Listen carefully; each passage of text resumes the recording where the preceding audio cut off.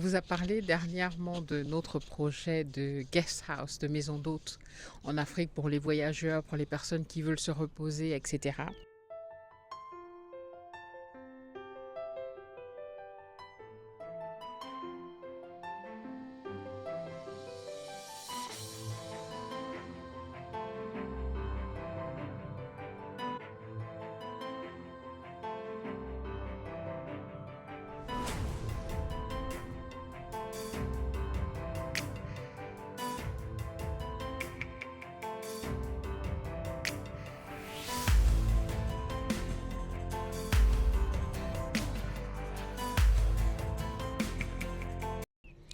Et j'ai compris dernièrement que même là, on a voulu faire les choses de manière beaucoup trop compliquée.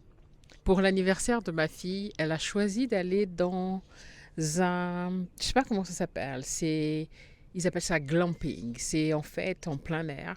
C'est dans une tente plutôt luxueuse. Ils appellent ça tente luxueuse. Donc c'est un peu faire du camping, mais camping de luxe. Et j'ai été épatée par cet endroit.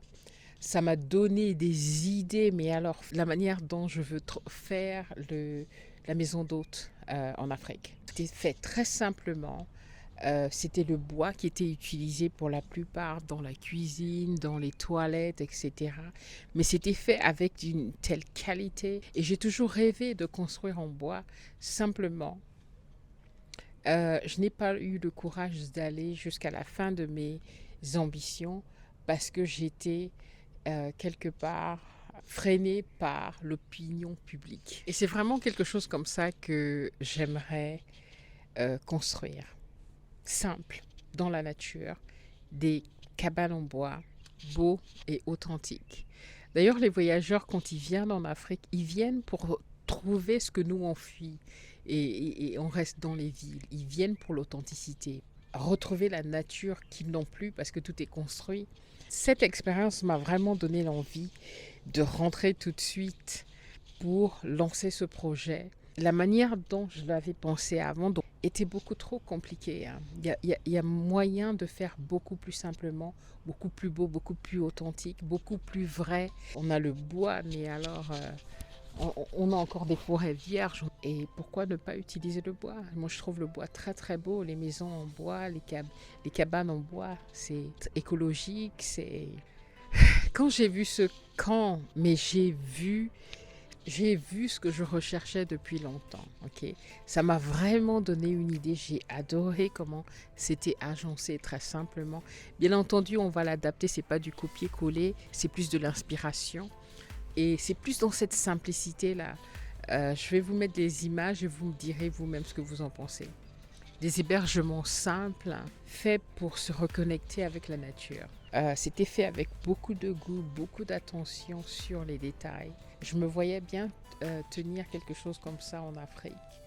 Sauf que moi, ce ne serait pas des tentes, ce serait des cabanes en bois. J'ai hâte, et déjà, ce serait déjà beaucoup plus économique de faire des bâtiments très simples plutôt que comme je voulais faire. On a toujours la maison qui est là en construction, bien sûr. Ça deviendrait tout simplement notre maison. Ça pourrait juste être juste une maison familiale à la fin. Pour moi, pas besoin de luxe inutile. Je ne suis plus dans tout ce qui est le luxe. Je suis plus, il y a Serge derrière moi qui arrive, dans la simplicité.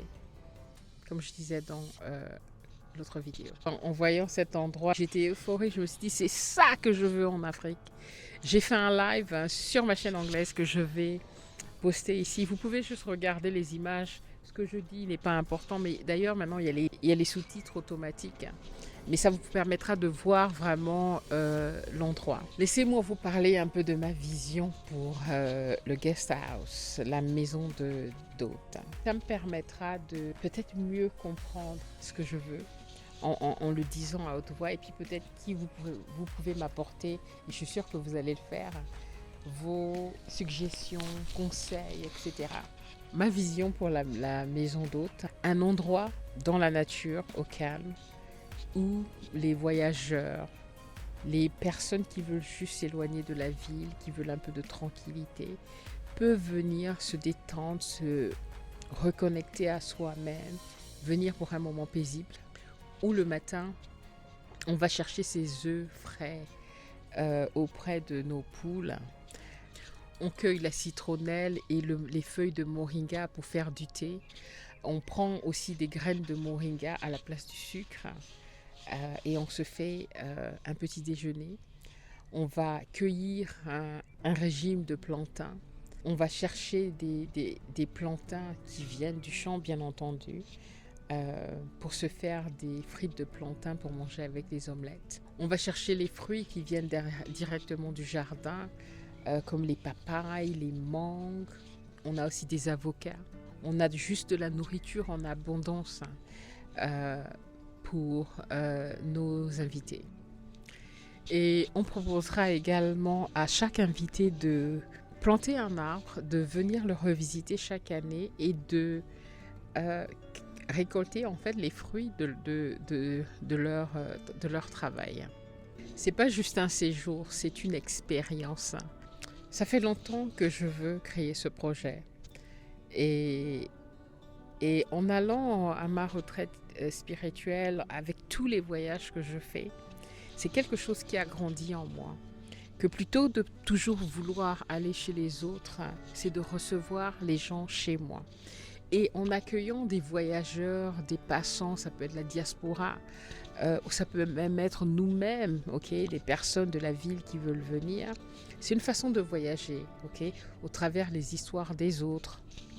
Je pense que c'est quelque chose qui peut-être me permettra d'être un peu plus stable et ne pas toujours vouloir être parti et sur la route. Les gars, on va construire cette maison d'hôte ensemble parce que je vais vous embarquer avec moi. Je vais documenter tout ça sur cette chaîne et je me donne 2 ans maximum pour partir définitivement de l'Angleterre et d'être installé en Afrique. Et je me donne maximum 2 ans. Que Dieu m'entende et me permette de réaliser cela. Et rien que, regardez comment je m'excite.